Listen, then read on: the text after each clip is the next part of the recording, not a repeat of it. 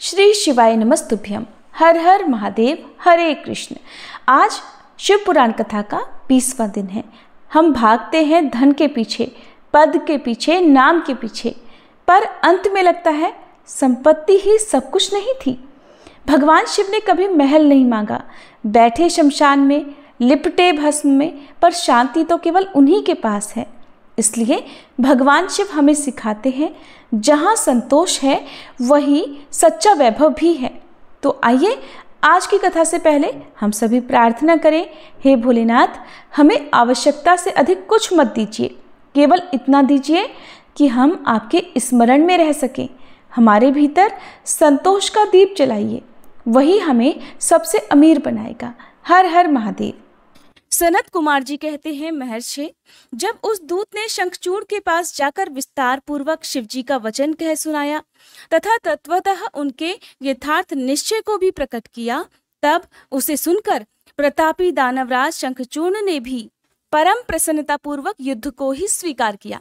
फिर तो वह तुरंत ही मंत्रियों सहित रथ पर जा बैठा और उसने अपनी सेना को शंकर जी के साथ युद्ध करने का आदेश दे दिया।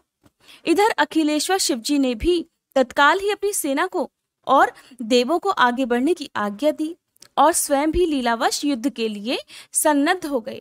फिर तो शीघ्र ही वह युद्ध भी आरंभ हो गया। उस समय नाना प्रकार के रणवाद्य बजने लगे, वीरों के शब्द और कोलाहल चारों ओर गूंज उठे। मुने, इस प्रकार देवताओं और दानवों का परस्पर युद्ध होने लगा। उस समय वे दोनों सेनाएं धर्म पूर्वक जूझने लगी। स्वयं महेंद्र वृषपर्वा के साथ लड़ने लगे और विप्रचित्ति के साथ सूर्य का धर्म युद्ध होने लगा। विष्णु दंभ के साथ भीषण संग्राम करने लगे। कालासुर से काल, गोकर्ण से अग्नि, कालकेय से कुबेर, मय से विश्वकर्मा, भयंकर से मृत्यु, संहार से यम, कालांबिक से वरुण, चंचल से वायु, घट पृष्ठ से बुध, रक्ताक्ष से शनिश्चर, रत्नसार से जयंत, वर्चागणों से वसुगण, दोनों दीप्तिमानों से दोनों अश्विनी कुमार, धूम्र से नलकुबर, धुरंधर से धर्म, गणकाक्ष से मंगल, शोभाकर से वैश्वानर, पिपिट से मनमथ, गोकामुख, चूर्ण, खड्ग, धूम्र, संघल, प्रतापी विश्व और पलाश नामक असुरों से 12 आदित्य धर्मपूर्वक युद्ध करने लगे। इस प्रकार शिव जी की सहायता के लिए आए हुए अमरों का असुरों के साथ युद्ध होने लगा।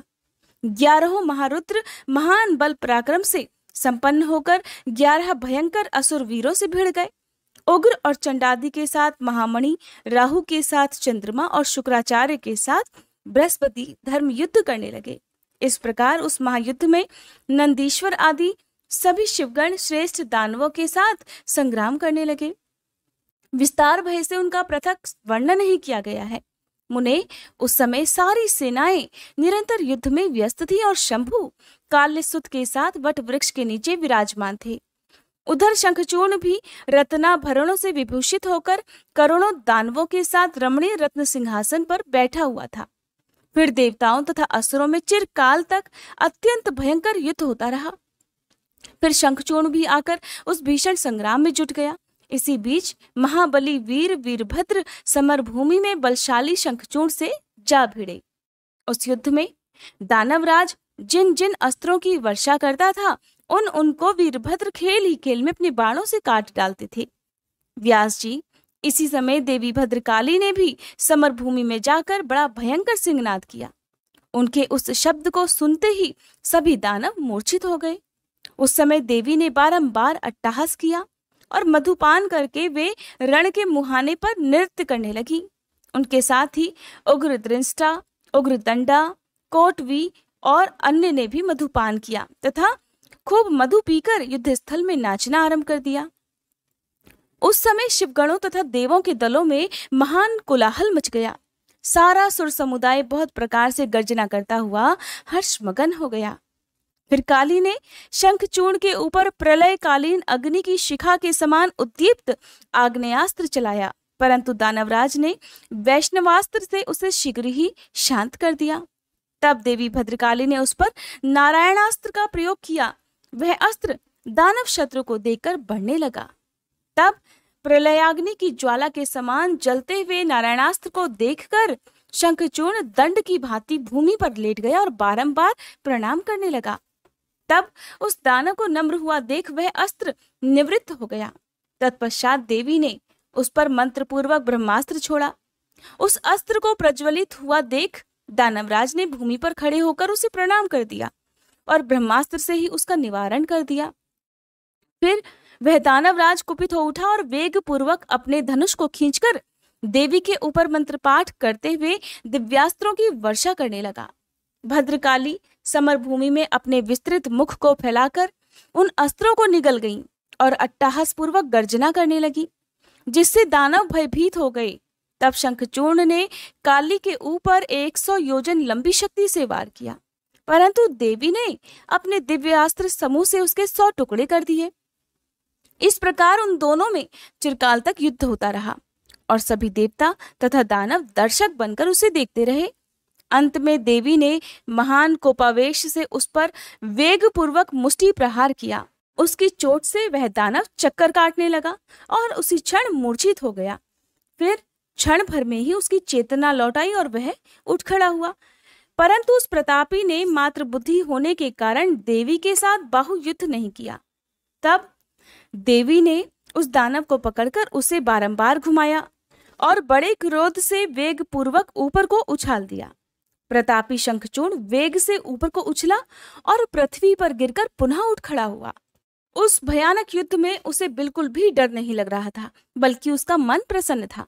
फिर वह भद्रकाली को प्रणाम करके बहुमूल्य रत्नों द्वारा निर्मित अपने परम मनोहर विमान पर जा बैठा। इधर कालिका भूख से विह्वल होकर दानवों का रक्तपान करने लगी। इसी समय वहां पर इस प्रकार आकाशवाणी हुई, ईश्वरी, अभी रणभूमि में सिंहनाद करने वाले 1.5 लाख दानवेंद्र और बचे हैं। ये बड़े उद्धत हैं, अतः तुम इन्हें अपना आहार बना लो।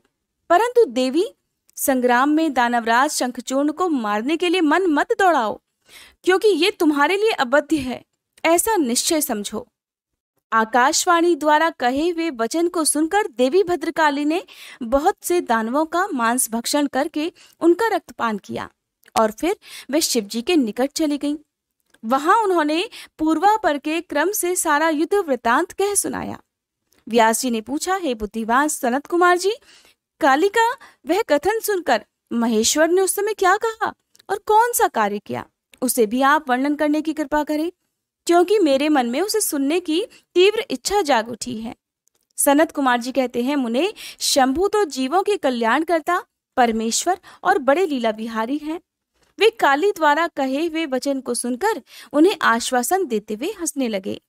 फिर वे खुद ही अपने गणों को साथ लेकर युद्ध भूमि की ओर चले। उस समय वे महावृषभ नंदीश्वर पर सवार थे और उन्हीं के समान पराक्रमी वीरभद्र, भैरव और क्षेत्रपाल आदि उनके साथ थे। रणभूमि में पहुंचकर महेश्वर ने वीर रूप धारण कर लिया। उस समय उन रुद्र की बड़ी शोभा हो रही थी और वे मूर्तिमान काल से दिख रहे थे। जब शंखचूर्ण की दृष्टि शिवजी पर पड़ी, तब वह विमान से उतर पड़ा और परम भक्ति के साथ दंड की तरह पृथ्वी पर लौटकर उसने सिर के बल उन्हें प्रणाम किया।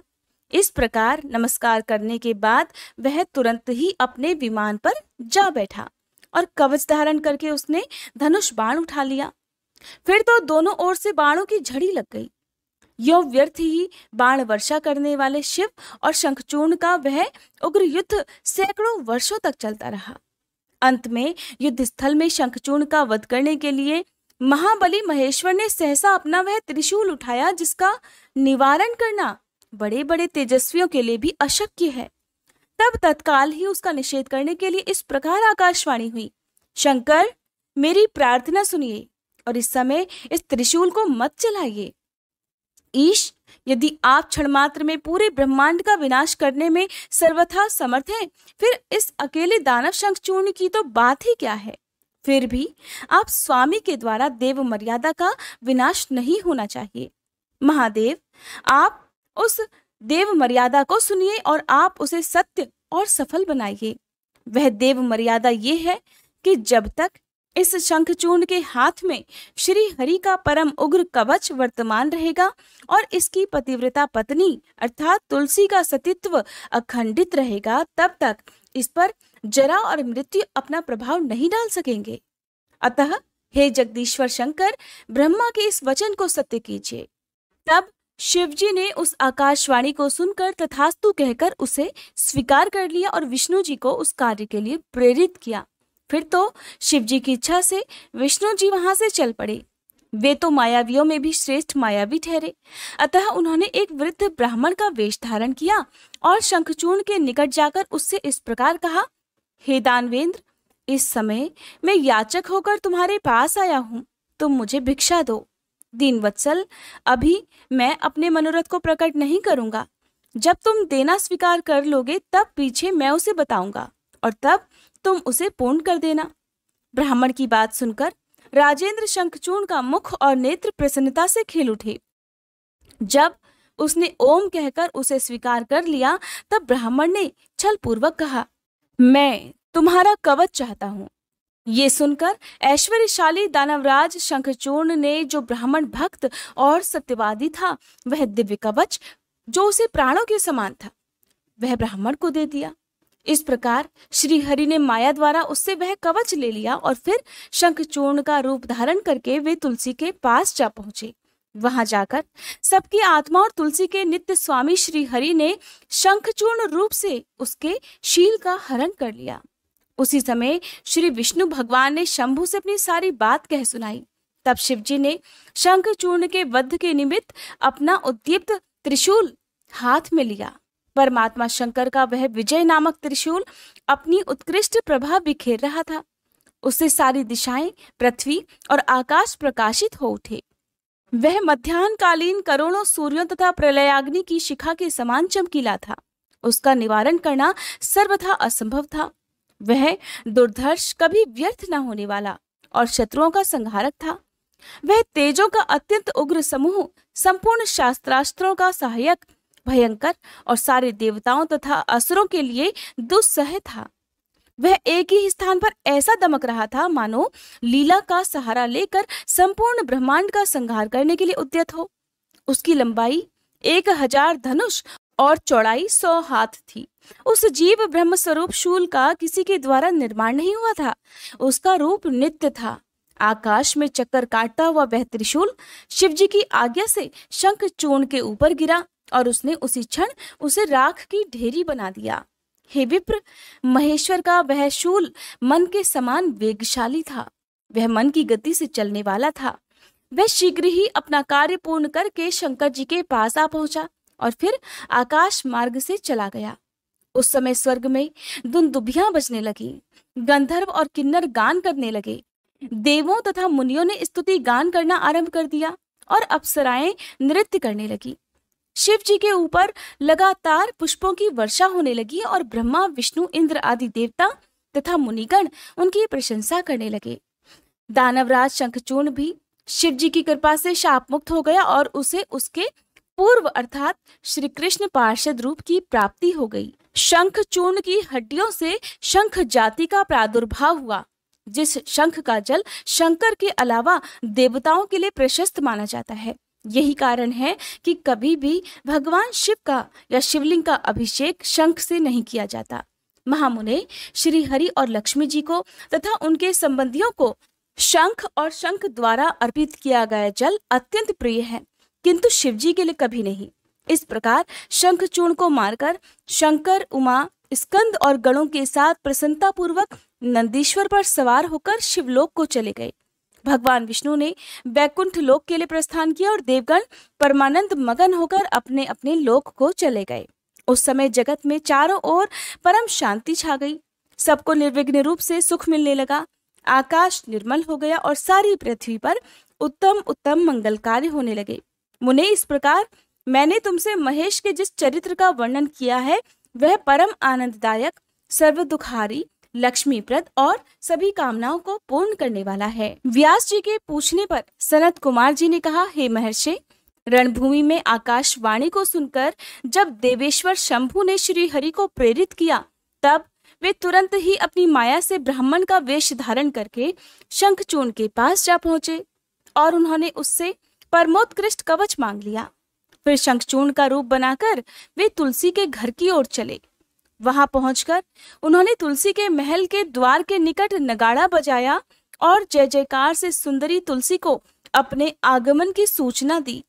उसे सुनकर सती साध्वी तुलसी ने बड़े आदर के साथ झरोखे के रास्ते राजमार्ग की ओर झांका।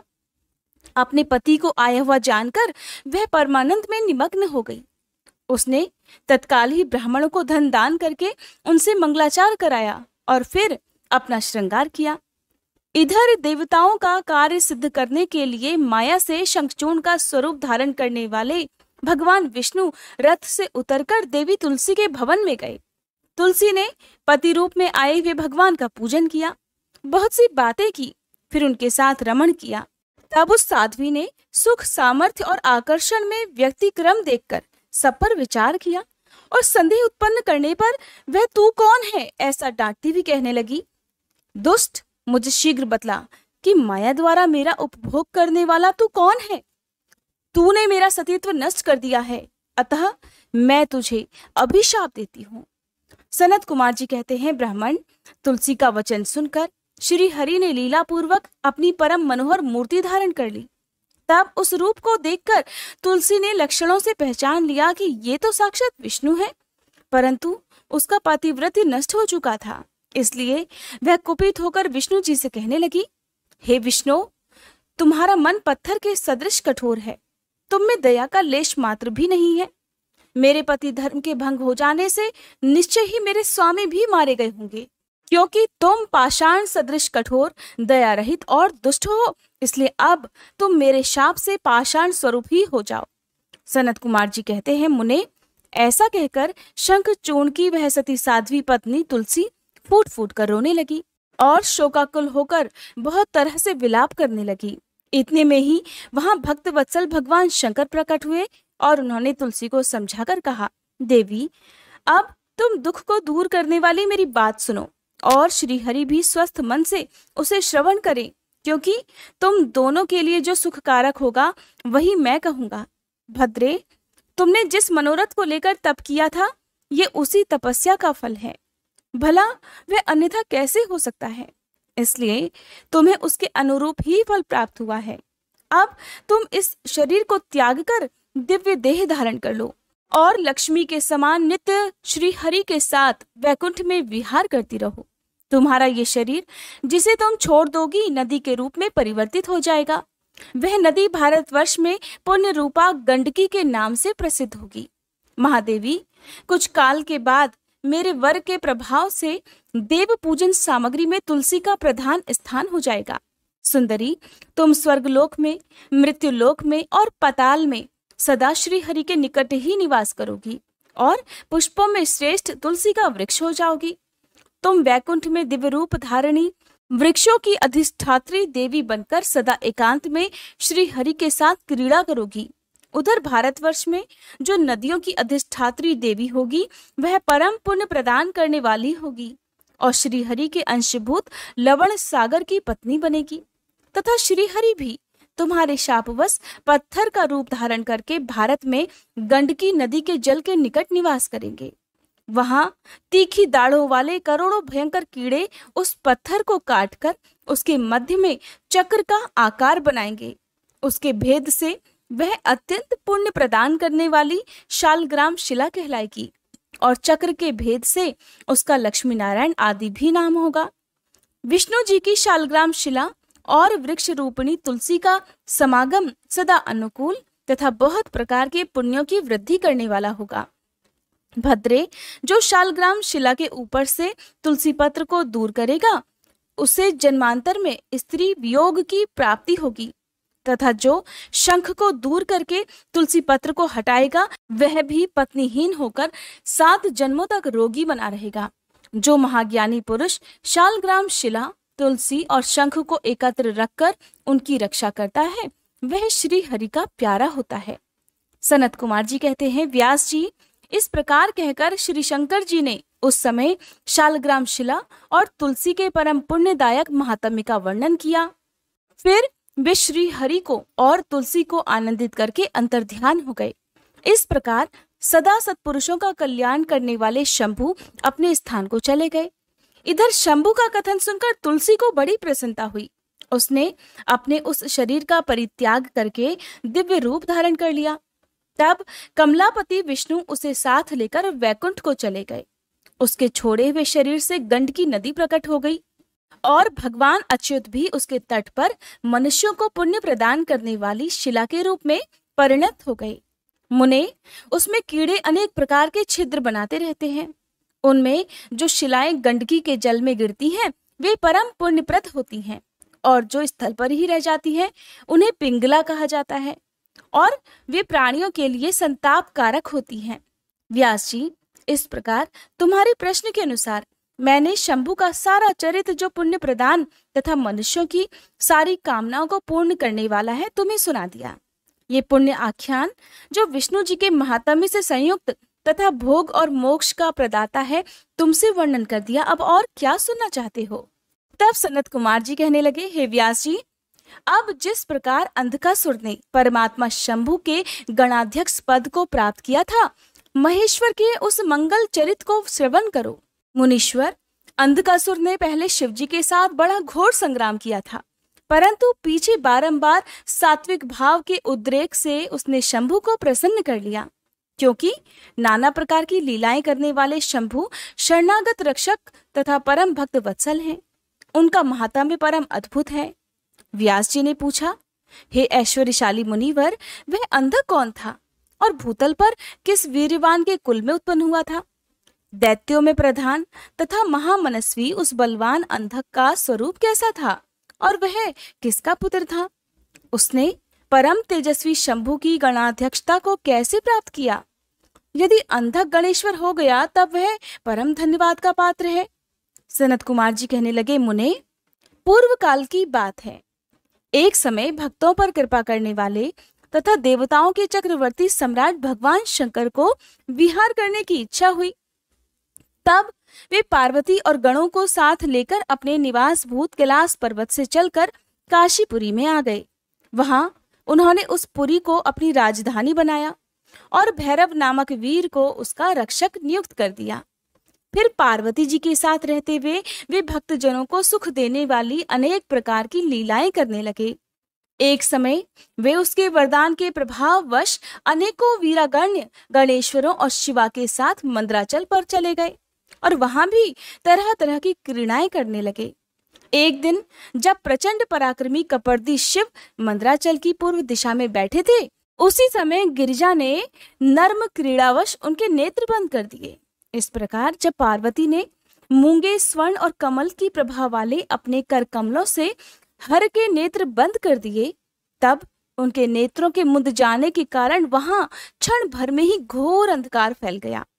पार्वती जी के हाथों का महेश्वर के शरीर से स्पर्श होने के कारण शंभु के ललाट में स्थित अग्नि से संतप्त होकर मद जल प्रकट हो गया और जल की बहुत सी बूंदें टपक पड़ी।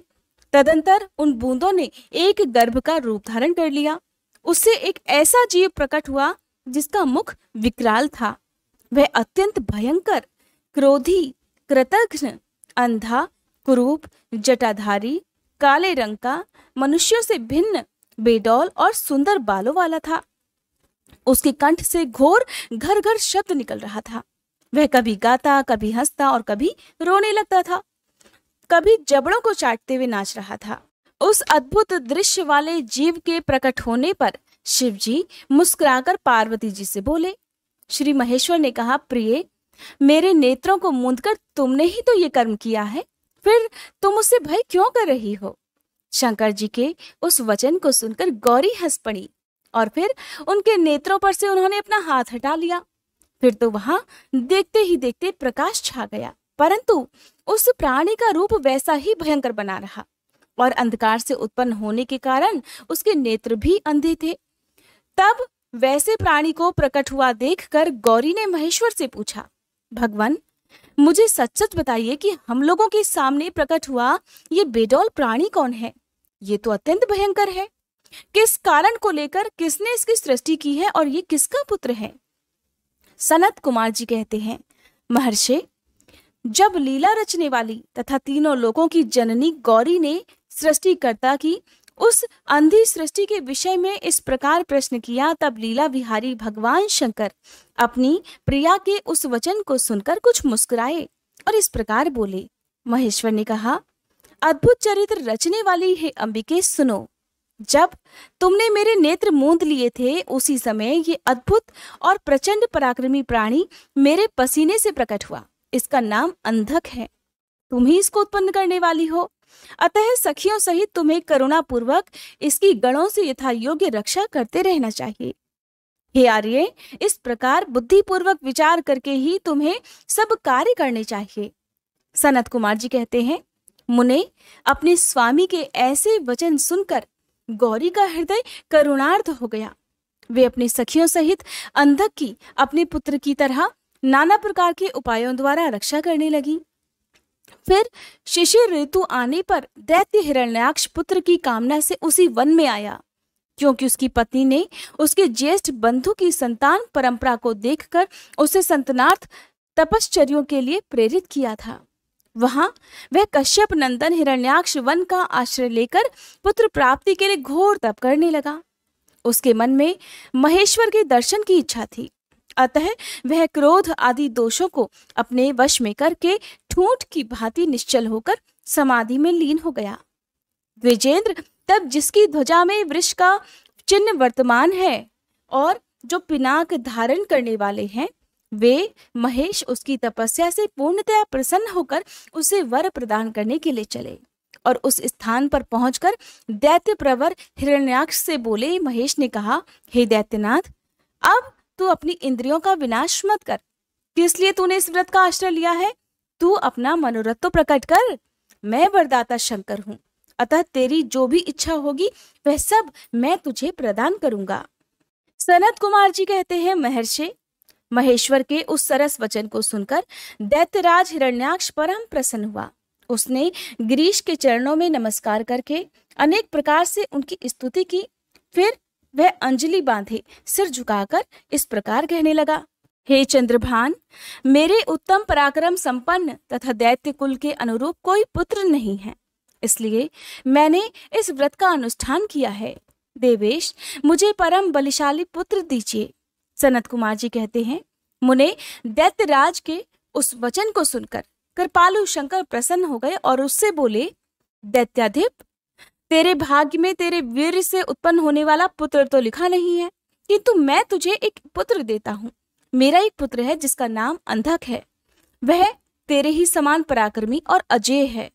तू संपूर्ण दुखों को त्याग कर उसी को पुत्र रूप से वरण कर ले और इस प्रकार पुत्र की प्राप्ति कर ले। सनत कुमार जी कहते हैं, महर्षि, उससे यों कहकर गौरी के साथ विराजमान उन महात्मा भूतनाथ त्रिपुरारी शंकर ने प्रसन्न होकर हिरण्याक्ष को वह पुत्र दे दिया। इस प्रकार शिवजी से पुत्र प्राप्त करके वह महामनस्वी दैत्य परम प्रसन्न हुआ। फिर उसने अनेकों स्तोत्रों द्वारा रुद्र की पूजा करके प्रदक्षिणा की और फिर वह अपने राज्य को चला गया। गिरीश से पुत्र प्राप्त कर लेने के बाद वह प्रचंड पराक्रमी दैत्य संपूर्ण देवताओं को जीतकर इस पृथ्वी को अपने देश रसातल में उठा लाया। तब देवताओं, मुनियों और सिद्धों ने अत्यंत पराक्रमी विष्णु जी की आराधना की। फिर तो भगवान विष्णु सर्वात्मक यज्ञमय विकराल वराह शरीर धारण करके थूथन के अनेकों प्रहारों से पृथ्वी को विदीर्ण करके पाताल लोक में जा घुसे। वहां उन्होंने कभी न टूटने वाले अपनी अगली दाढ़ों से तथा थूथन से सैकड़ों दैत्यों का कचूमर निकालकर अपने वज्र सदृश कठोर पाद प्रहारों से निशाचरों की सेना को मथ डाला। फिर अद्भुत और प्रचंड तेजस्वी श्री विष्णु ने करोड़ों सूर्यों के समान प्रकाशमान सुदर्शन चक्र से हिरण्याक्ष के प्रज्वलित सिर को काट लिया और दुष्ट दैत्यों को जलाकर भस्म कर दिया। ये देखकर देवराज इंद्र को बड़ी प्रसन्नता हुई। उन्होंने उस असुर राज्य पर अंधक को अभिषिक्त कर दिया।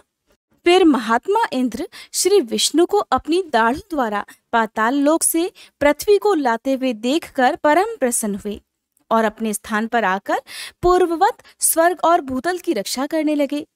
इधर वराह रूप धारण करके उत्तम कार्य करने वाले उग्र रूपधारी श्री हरि प्रसन्नचित हुए समस्त देवों, मुनियों और पद्मयोनि ब्रह्मा द्वारा प्रशंसित होकर अपने लोक को चले गए।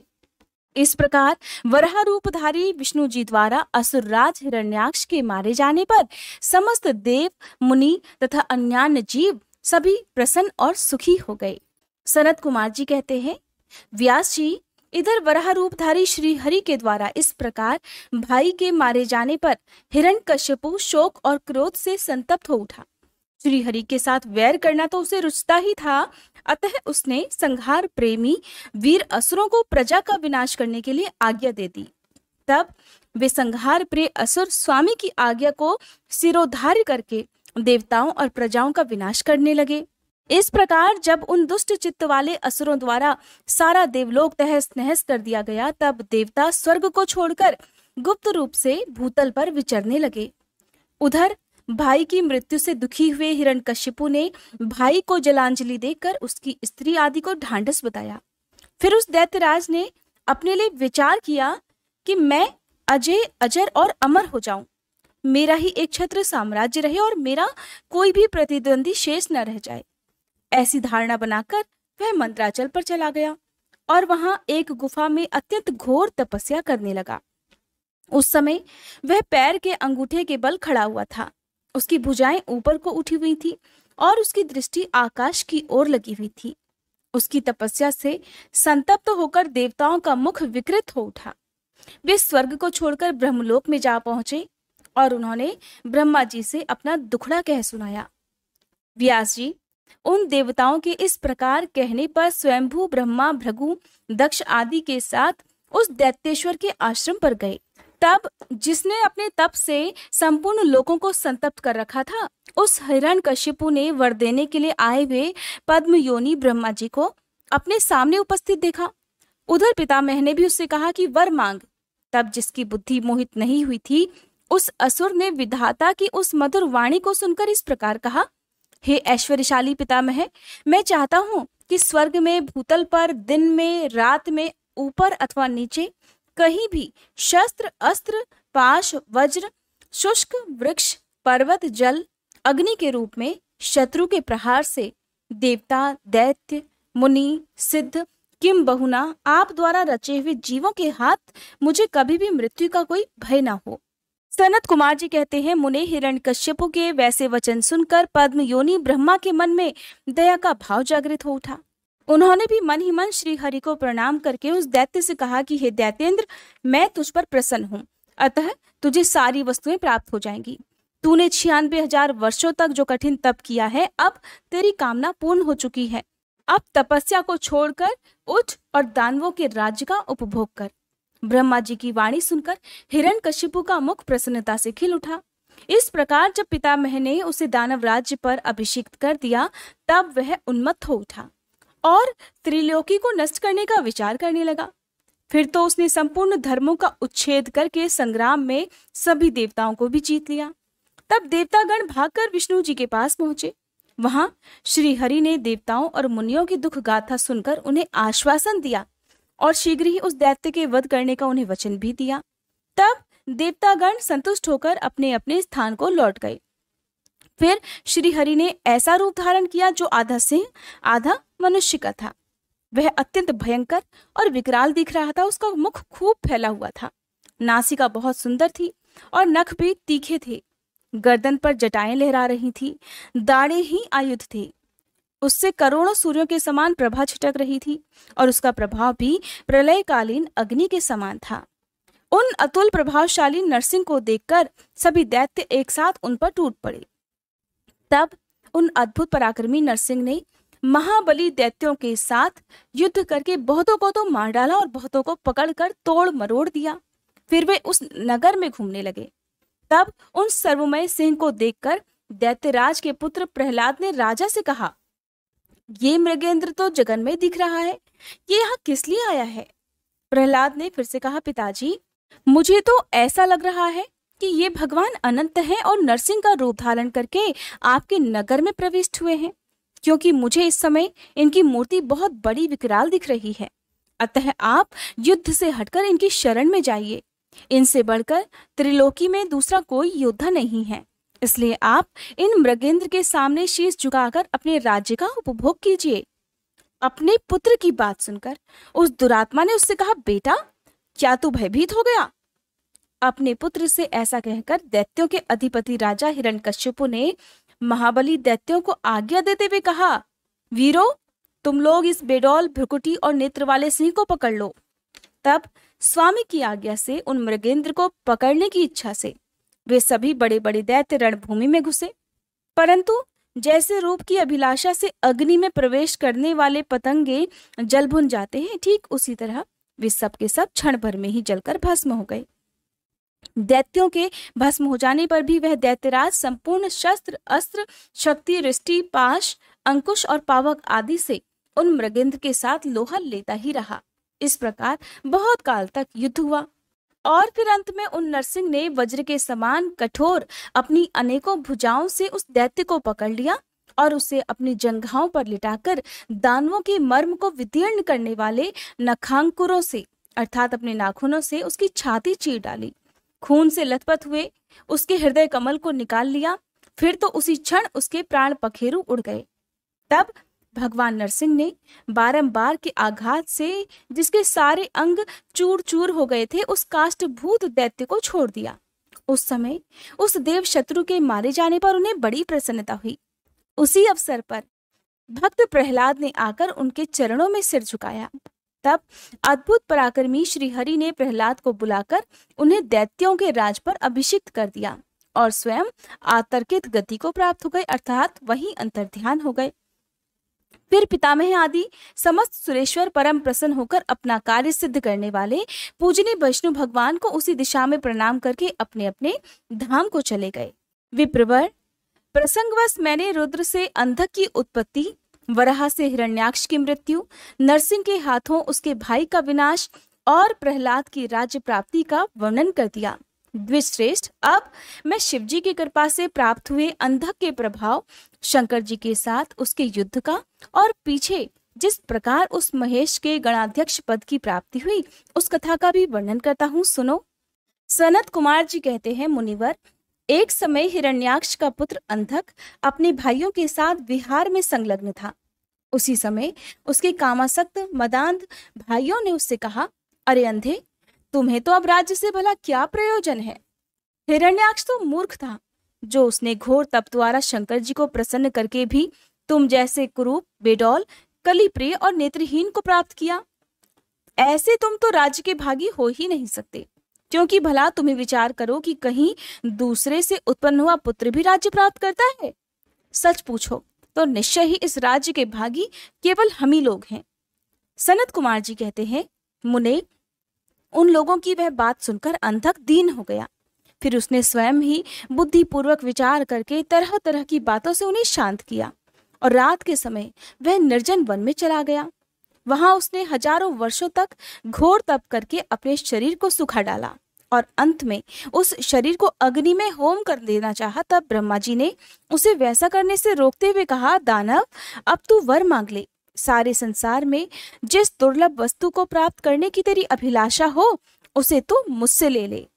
पद्म योनि श्री ब्रह्मा जी के वचन को सुनकर वह दैत्य दीनता और नम्रता पूर्वक कहने लगा, हे भगवान, जिन निष्ठुरों ने मेरा राज्य छीन लिया है वे सब दैत्य आदि मेरे भाई हो जाएं, मुझ अंधे को दिव्य चक्षु प्राप्त हो जाए। इंद्रादि देवता मुझे कर दिया करें और देवता, दैत्य, गंधर्व, यक्ष, नाग, मनुष्य तथा अन्य किन्हीं भी प्राणियों से मेरी मृत्यु ना हो। उसके उस अत्यंत दारुण वचन को सुनकर ब्रह्मा जी सशंकित हो उठे और उससे बोले, दैत्येंद्र, ये सारी बातें तो हो ही जाएंगी, किंतु तू अपने विनाश का कोई कारण भी तो स्वीकार कर ले, क्योंकि जगत में कोई भी ऐसा प्राणी नहीं हुआ है और ना ही कभी होगा जो काल के गाल में ना गया हो। फिर तुझ जैसे सत्पुरुषों को तो अत्यंत लंबे जीवन का विचार त्याग ही देना चाहिए। ब्रह्मा जी के इस अनुनय भरे वचन को सुनकर वह दैत्य पुनः बोला, हे प्रभु, तीनों कालों में जो उत्तम, मध्यम और नीच नारियां होती हैं, उन्हीं नारियों में कोई रत्नभूता नारी मेरी भी जननी होगी। वह मनुष्य लोक के लिए दुर्लभ तथा शरीर, मन और वचन से भी अगम्य है। उसमें राक्षस भाव के कारण जब मेरी काम भावना उत्पन्न हो जाए तभी मेरा नाश हो जाए। उसकी बात सुनकर स्वयंभू भगवान ब्रह्मा जी को महान आश्चर्य हुआ। वे शंकर जी के चरण कमलों का स्मरण करने लगे। तब शंभु की आज्ञा पाकर वे उस अंधक से बोले, दैत्यवर, तू जो कुछ चाहता है वो सभी तेरे सकाम वचन पूर्ण होंगे। दैत्येंद्र अब उठ, अपना अभीष्ट प्राप्त कर और सदा वीरों के साथ युद्ध करता रहे। ब्रह्मा जी के वचन सुनकर अंधक फिर कहने लगा, हे विभो, जब मेरे शरीर में नसें और हड्डियां मात्र ही शेष रह गई हैं, तब भला इस देह से शत्रु सेना में प्रवेश करके मैं कैसे युद्ध कर सकूंगा। अतः अब आप अपने पवित्र हाथों से मेरा स्पर्श करके इस शरीर को मांसल भी बना दीजिए। सनत कुमार जी कहते हैं, महर्षि, अंधक की प्रार्थना सुनकर ब्रह्मा जी ने अपने हाथ से उसके शरीर का स्पर्श किया और फिर वे मुनिगणों तथा सिद्ध समूहों से भली भांति पूजित होकर देवताओं के साथ अपने धाम को चले गए। ब्रह्मा जी के स्पर्श करते ही उस दैत्यराज का शरीर भरा पूरा हो गया, जिसमें उसमें बल का संचार हो आया और नेत्रों की प्राप्ति भी हो जाने से वह सुंदर दिखने लगा। अब वह बड़ी प्रसन्नता के साथ अपने नगर में उसने प्रवेश किया। उस समय प्रहलाद आदि श्रेष्ठ दानवों ने जब उसे वरदान प्राप्त करके आया हुआ जाना, तब वे सारा राज्य उसे समर्पित करके उसके वशवर्ती भर्ती हो गए। तदंतर अंधक सेना और भृत्य वर्ग को साथ लेकर स्वर्ग को जीतने के लिए वह गया। वहां संग्राम में सभी देवताओं को पराजित करके उसने वज्रधारी इंद्र को अपना करद बना लिया।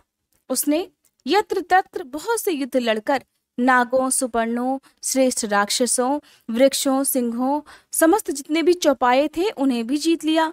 दैत्यराज अंधक सदा दुष्टों का ही संग करता था। उसकी बुद्धि मद से अंधी हो गई थी, जिससे उस मूढ़ को इसका कुछ भी ज्ञान नहीं रह गया था कि परलोक में आत्मा को सुख देने वाला भी कोई कर्म करना चाहिए। वह धन के मद से अभिभूत होकर वेद, देवता, ब्राह्मण और गुरु आदि किसी को भी नहीं मानता था। प्रारब्धवश उसकी आयु समाप्त हो चुकी थी, इसी से वह स्वेच्छाचार में प्रवृत्त होकर व्यर्थ में ही अपनी आयु के शेष दिन गंवाता हुआ रमण कर रहा था। उस दानव श्रेष्ठ के 3 मंत्री थे, जिसका नाम था दुर्योधन, वैधस और हस्ती। एक समय उन तीनों ने उस पर्वत के किसी रमणीय स्थान पर एक परम रूपवती नारी को देखा। उसे देखकर वे शीघ्रगामी श्रेष्ठ दैत्य हर्ष मगन होकर तुरंत ही महादैत्यपति वीरवर अंधक के पास पहुंचे और बड़े प्रेम से उस देखी हुई घटना का वर्णन करने लगे। मंत्रीगण कहने लगे, दैत्येंद्र, यहाँ एक गुफा के भीतर हमने एक मुनि को देखा है। ध्यानस्थ होने के कारण उसके नेत्र बंद हैं। वह बड़ा रूपवान है।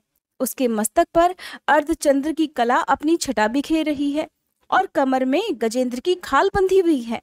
बड़े बड़े नाग और उसके सारे शरीर में लिपटे रहते हैं। खोपड़ियों की माला ही उस जटाधारी का आभूषण है। उसके हाथ में त्रिशूल है और एक विशाल धनुष, बाण और तुणीर भी वह धारण किए है। उसका अक्षसूत्र स्पष्ट दिख रहा है। उसकी 4 भुजाएं तथा लंबी लंबी जटाएं हैं।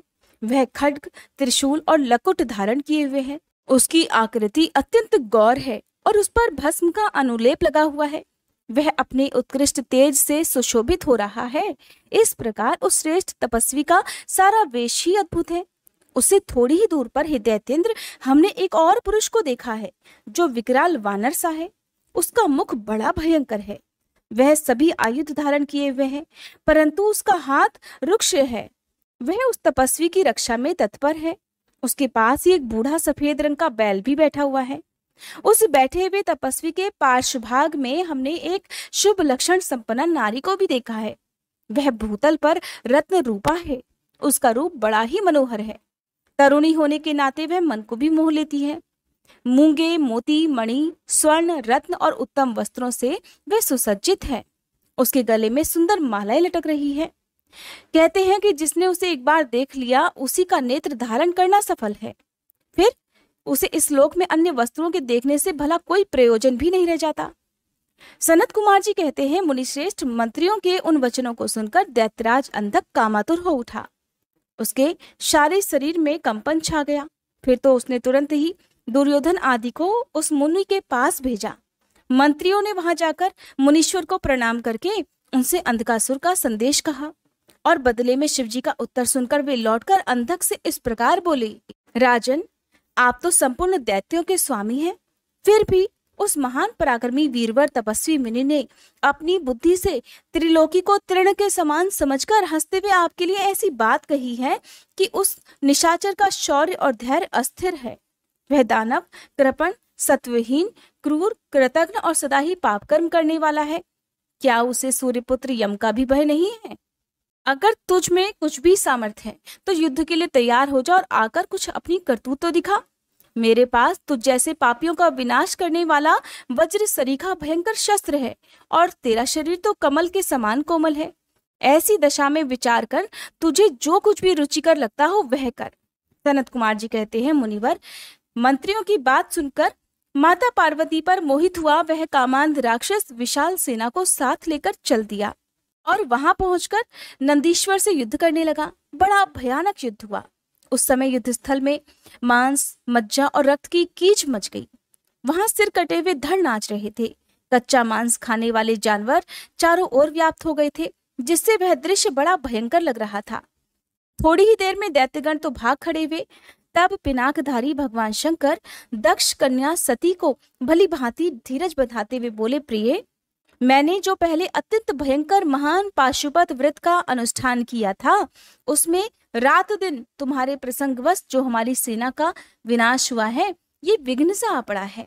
देवी, मरण धर्मा प्राणियों का जो अमरों पर आक्रमण हुआ है, वह मानव पुण्य का विनाश करने वाला कोई ग्रह प्रकट हुआ है।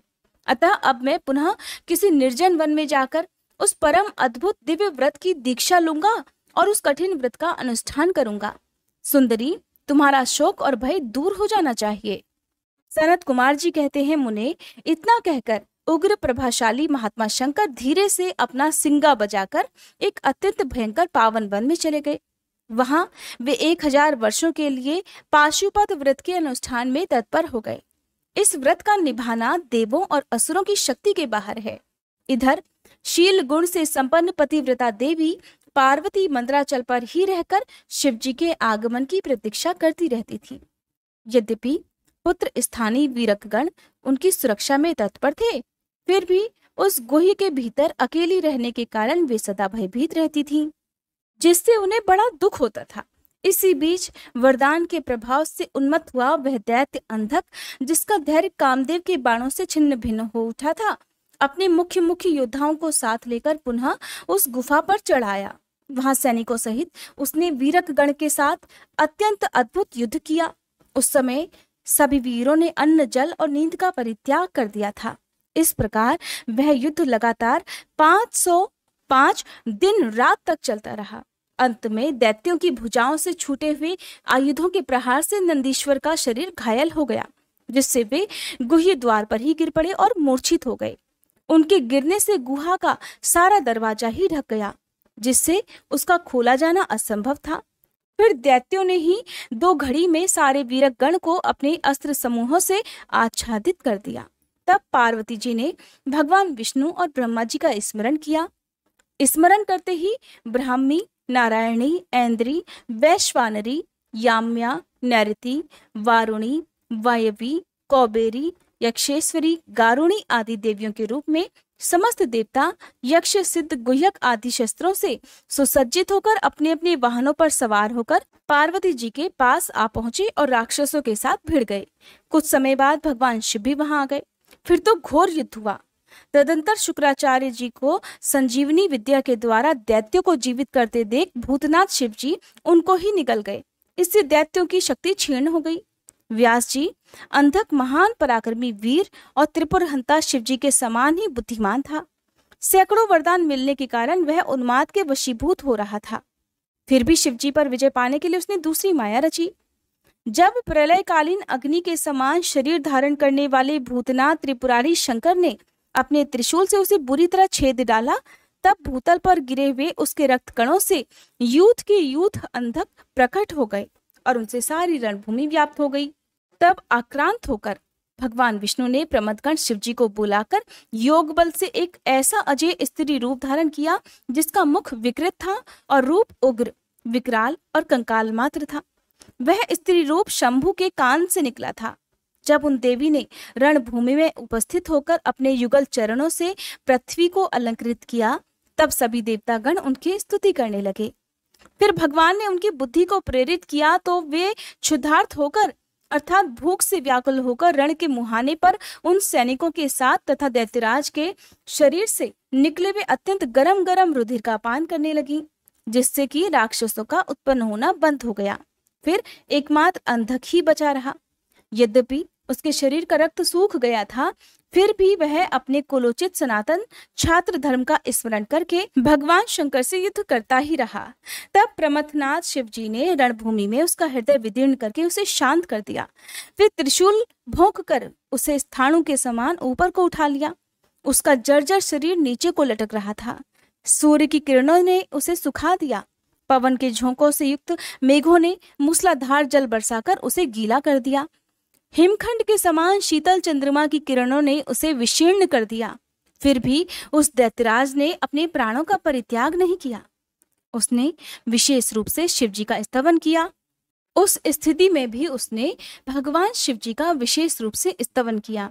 तब करुणा के अगाध सागर शंभु प्रसन्न हो गए और उन्होंने उसे प्रेम पूर्वक गणाध्यक्ष का पद प्रदान कर दिया। फिर तो युद्ध के समाप्त हो जाने पर लोकपालों ने नाना प्रकार के सारगर्भित स्तोत्रों द्वारा विधि पूर्वक शिव जी की अर्चना की और हर्षित हुए श्री ब्रह्मा विष्णु आदि देवों ने शीश झुकाकर उत्तमोत्तम स्तुतियों द्वारा उनका स्तवन किया। फिर जय जयकार करके वे आनंद मनाने लगे और फिर शिव जी उन सभी को साथ लेकर आनंद पूर्वक गिरिराज की गुफा को लौट गए। वहां उन्होंने अपने ही अंशभूत पूजनीय देवताओं को नाना प्रकार की भेंट समर्पित करके उन्हें विदा किया और स्वयं प्रमोदित हुई गिरिराज कुमारी के साथ उत्तमोत्तम लीलाएं करने लगे। जय भोलेनाथ। आज के अध्याय में बस इतना ही। इसके आगे की कथा आप सभी कल के अध्याय में जरूर सुनिएगा। आइए अब हम सभी सच्चे मन से भगवान शिव से क्षमा प्रार्थना करें। हे भोलेनाथ, अगर इस कथा के श्रवण, वाचन या स्मरण के दौरान हमारे मन, वाणी या कर्म से कोई भी त्रुटि हो गई हो तो हम आपसे हाथ जोड़कर प्रार्थना करते हैं, कृपया हमें क्षमा करें। प्रभु, हमारी समझ सीमित है परंतु श्रद्धा असीम है। अगर किसी पवित्र प्रसंग को हमने अधूरा समझा, अधूरा सुना या फिर किसी दिव्यता को पूरी तरह व्यक्त नहीं कर सके तो ये केवल हमारी अल्प बुद्धि है। उसकी दोषिता हमारी नहीं बल्कि हमारी अवस्था की है। आप तो दयालु हैं, कृपामय हैं, भक्तों के हर अपराध को क्षमा कर देने वाले हैं। हे भोलेनाथ, हमारी इस भक्ति यात्रा को स्वीकार करें और हमारे दोषों को नष्ट करके हमें अपनी शरण में रखें। हे नीलकंठ, इस अध्याय को आपने ही आरंभ करवाया और आप ही इसे पूर्ण करें। आपकी कृपा से हम हर दिन आपकी ओर निकट आते रहें, यही हमारी सबसे बड़ी कामना है। हर हर महादेव।